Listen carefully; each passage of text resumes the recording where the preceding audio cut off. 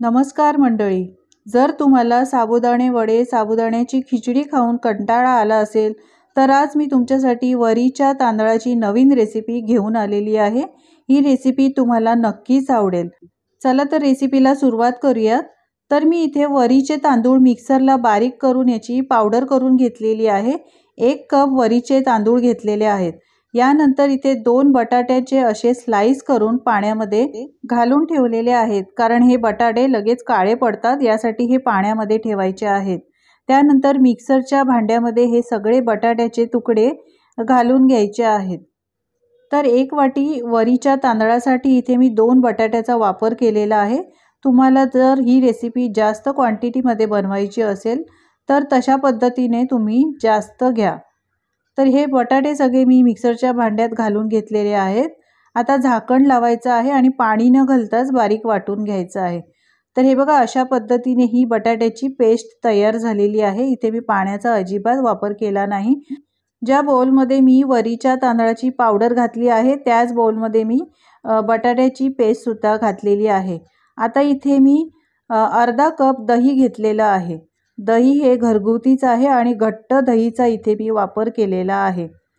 आता चवीप्रमाणे मीठ घालायचं आहे. तर मी 1 चमचा यामध्ये मीठ घातलेला आहे.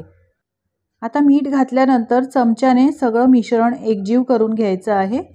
सगळं मिक्स करून घ्यायचं आहे. दह्याचा वापर इथे घट्टच करायचा आहे, म्हणजे घट्टच दही घ्यायचं. पाणी असलेलं जास्त दहीचा वापर करायचा नाही.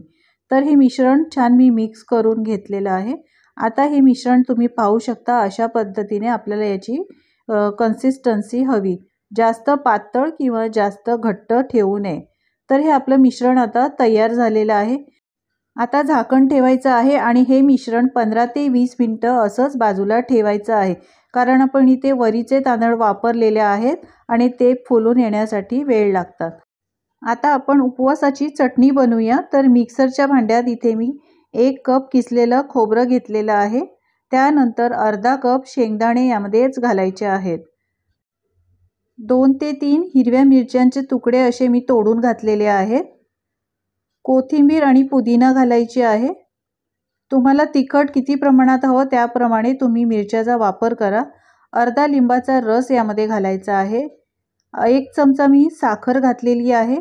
1 चमचा मीठ घालायचं आहे. पाणी घालून आपण मिक्सरला ही बारीक पेस्ट करून घ्यायची आहे.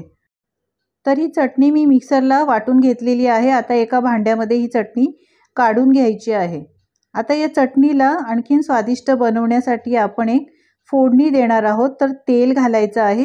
1 चमचा जिरं घालूया आणि 2 ते 3 इथे हिरव्या मिरच्याचा वापर केलेला आहे. तुम्हाला हिरव्या मिरच्या नको असतील तर नाही घातल्या तरी सुद्धा चालेल. या तिखट मिरच्या नाही, साध्याच मिरच्या आहेत, त्यामुळे मी 2 ते 3 हिरव्या मिरच्या घातलेल्या आहेत.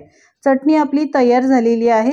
इथे मी आता इडली पात्र घेतलेलं आहे. इडली पात्राला अशा पद्धतीने तेल लावून ग्रीस करायचं आहे. सगळ्या बाजूनी ग्रीस केल्यानंतर इथे आपण जे बॅटर बनवलं होतं वरीच्या तांदळाचं ते एकदा व्यवस्थित मिक्स करून घ्यायचं आहे. तर तुम्ही पाहू शकता हे बॅटर अजून घट्ट झालेलं आहे. आता यामध्ये 1 पॅकेट इनो घालायचं आहे आणि त्यावर थोडंसं पाणी घालून चांगलं व्यवस्थित मिक्स करून घ्यायचं आहे. तर हे बॅटर मी चांगलं मिक्स केलेलं आहे. आता इडली पात्रामध्ये हे बॅटर घालायचं आहे. तर मी इथे वरीच्या तांदळाच्या इडल्या बनवत आहे. या इडल्या खायला खूपच टेस्टी लागतात. तर एकदा तुम्ही बनवून नक्की बघा. तर मी पहिला इडली पात्रामध्ये मिश्रण घातलेलं होतं. आता दुसऱ्या पण इडली पात्रामध्ये घातलेलं आहे. इडलीचं भांडं मी आधीच गरम करायला ठेवलेलं होतं पाणी त्यामध्ये घालून. आता इडली पात्र आपण यामध्ये ठेवायचे आहेत आणि झाकण ठेवून 10 ते 15 मिनिटं मंद गॅसवर वाफ काढून घ्यायची आहे. त्यानंतर मी इडली पात्र बाहेर काढलेले आहेत, थंड करून घेतले आहे आणि चमच्याच्या साहाय्याने ह्या इडल्या आता बाहेर काढायच्या आहेत. तर तुम्ही पाहू शकता या इडल्या सहजच बाहेर निघतात आणि या इडल्या बघा किती मस्त टम्म आणि अगदी जाळीदार झालेल्या आहेत, टम्म फुगलेल्या आहेत. शिवाय या इडल्या एकदम सॉफ्ट आणि स्पंजी सुद्धा झालेल्या आहेत.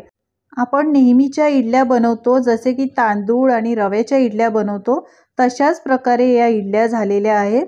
या वरीच्या इडल्या खायला खूपच चविष्ट लागतात आणि उपवासाला तुम्हाला तेच तेच खाऊन कंटाळा आला असेल तर अशा पद्धतीने वरीच्या तांदळाचे इडल्या एकदा नक्की ट्राय करा।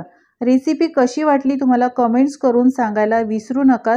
आवडली असेल रेसिपी तर लाईक करा, शेअर करा आणि माझ्या चॅनलवर नवीन असाल तर चॅनलला सबस्क्राईब करा। व्हिडिओ पाहिल्याबद्दल खूप खूप धन्यवाद।